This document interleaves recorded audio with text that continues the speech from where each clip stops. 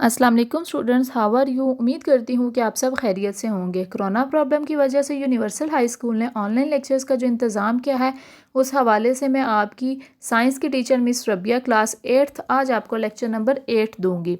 Lecture number 8 से पहले lecture number 7 को डिस्कस कर लिया जाए कि हमने उसमें क्या काम किया था।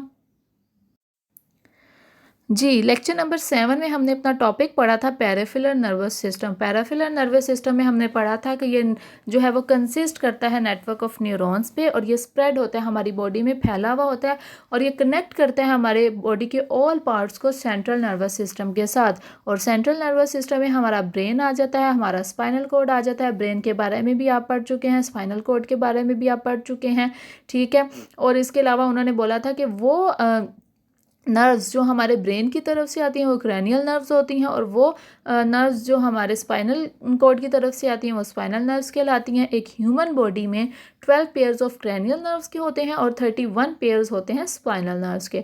ये हमने अपने प्रीवियस लेक्चर में पढ़ा था। होमवर्क आपका ये था, डिफाइन क्रैनियल नर्व्स, जिसका आंसर था the nerves which arise from brain are called cranial nerves. और सेकेंड था define spinal nerves, the nerves which arise from spinal cord are called spinal nerves. उम्मीद करती हूँ कि आपने अपना होमवर्क अच्छे से कर लिया होगा। अब चलते हैं अपने आज के लेक्चर की तरफ। जी, आज हमने जो टॉपिक पढ़ना है वो है जी working model of the nervous system, कि अब नर्वस सिस्टम का एक वर्किंग मॉडल क्या होता है। Nervous system coordinates all body function. अब नर्वस सिस्टम जो है वो तमाम बॉडी फंक्शंस को जो है कोऑर्डिनेट करता है, तमाम बॉडी फंक्शंस को देखभाल करता है उनकी। It also detect the change environment the and produce response to the change. अब क्या करता है कि ये डिटेक्ट करता है, ये तलाश करता है हमारे इन्वायरमेंट में जो चेंज आता है, और उस इन्वायरमेंट में चेंज के अकॉर्डिंग जो है वो रिस्पॉन्स देता है, ठीक है। जो हमारा जो नर्वस सिस्टम है, ये जो हमारे बॉडी की तमाम फंक्शंस को जब देख रहा है, देखते हुए ये क्या करता है, हमारी बॉडी में जो चेंज आता है या हमारे इन्वायरमेंट में कोई चेंज आता है तो वो उस चेंज को डिटेक्ट करता है, तलाश करता है, और उसके अकॉर्डिंग जो है वो रिस्पॉन्स करता है। The working of the nervous system has been depicted in figure. अब इस फिगर में आपको उन्होंने बताया हुआ है कि वर्किंग कैसे हो रही है हमारे नर्वस सिस्टम की।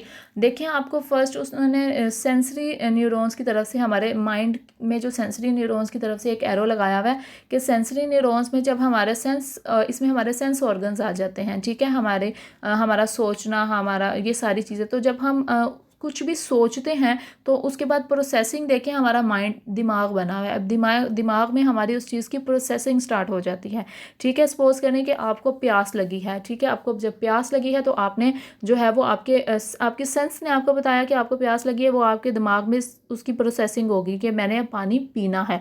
अब जब आपके दिमाग में उसकी प्रोसेसिंग होगी तो मोटर न्यूरॉन्स के ज़रिए जो है आप उस अमल को पूरा करेंगे। मोटर न्यूरॉन्स में हमारे जो है वो मसल्स और ग्लैड्स वगैरह आ जाते हैं, ठीक है। आप अपने मसल्स के ज़रिए, आप अपने हाथों के ज़रिए जो है उस प्रोसेस को पूरा करेंगे कि आप पानी का गिलास लेंगे, उसमें पानी डालेंगे और उसको पिएंगे, ठीक है। ये सारा जो फंक्शन है नर्वस सिस्टम का, ये जो है हमारे सेंसरी न्यूरॉन से होते हुए हमारे मोटर न्यूरॉन से कंप्लीट होता है, ठीक। उसके आगे है जी any change in the environment external और इंटरनल। हमारे इन्वायरमेंट में किसी भी तरह का चेंज आए, चाहे वो एक्सटर्नल अंदरूनी तौर पे है या बैरूनी तौर पे कोई भी तब्दीली आती है, that can be detected by a receptor. तो रिसेप्टर जो है उसको डिटेक्ट करता है, उसको तलाश करता है, to initiate a nerve impulses, इन नर्व इम्पल्सिस को शुरू करने के लिए, ठीक है। नर्व इम्पल्सिस को शुरू करने के लिए हमारा जो रिसेप्टर है, जो डिटेक्ट करता है हमारे कोई भी चेंजिंग हमारे इन्वायरमेंट में आती है, उसको इज कॉल्ड स्टिमुलस। और ये क्या कहलाता है, ये स्टिमुलस कहलाता है। Heat, cold, pressure, sound waves etcetera are the example of stimuli. अब जो हीट है, कोल्ड है, प्रेशर है, साउंड वेव्स हैं, ये सारी एग्जाम्पल है स्टिमुलाई की। द स्पेशल ऑर्गन्स, टिश्यूज और सेल विच डिटेक्ट स्टिमुलाई। अब स्पेशल ऑर्गन्स जो जैसा कि टिश्यू और सेल जो है जो डिटेक्ट करते हैं स्टिमुलाई को, आर कॉल्ड रिसेप्टर्स। और ये क्या कहलाते हैं, ये रिसेप्टर्स कहलाते हैं, ठीक है। हमारा आज का लेक्चर यहीं तक था, जिसमें हमने अपना नर्वस सिस्टम का फंक्शन पढ़ा है कि नर्वस सिस्टम का फंक्शन किस तरह से होता है। वो सेंसिटिव न्यूरॉन से होते हुए मोटर न्यूरॉन से कंप्लीट होता है, ठीक है। और उसके अलावा आपने इसमें स्टिमुलाई पढ़ा है, रिसेप्टर पढ़ा है, होमवर्क जो है आपका वो फर्स्ट क्वेश्चन है डिफाइन स्टिमुलस। स्टिमुलस का आंसर जो है ये आपके पेज नंबर 7 पे फर्स्ट वाला जो पॉइंट है इसकी 2 लाइंस है। Any change in the environment external और internal that can be detected by a receptor और initiate a nerve impulses is called stimulus. ठीक हो गया, ये स्टिमुलस का जो है आंसर है। उसके बाद है डिफाइन रिसेप्टर्स। तो रिसेप्टर है द स्पेशल ऑर्गन्स टिश्यूज और cell which detect stimuli are called receptors. ये 2 क्वेश्चन जो हैं आपके होमवर्क हैं। उम्मीद करती हूँ अच्छे से अपना होमवर्क आप करेंगे। नेक्स्ट जो लेक्चर होगा लेक्चर नंबर 9, आपने इसी टॉपिक के मज़ीद जो पॉइंट्स आपके रह गए हैं 1 वाला तो हमने पढ़ लिया है, 2, 3 और 4 उसको डिस्कस करेंगे। अपना बहुत सारा ख्याल रखिएगा स्टूडेंट्स। अल्लाह हाफिज़।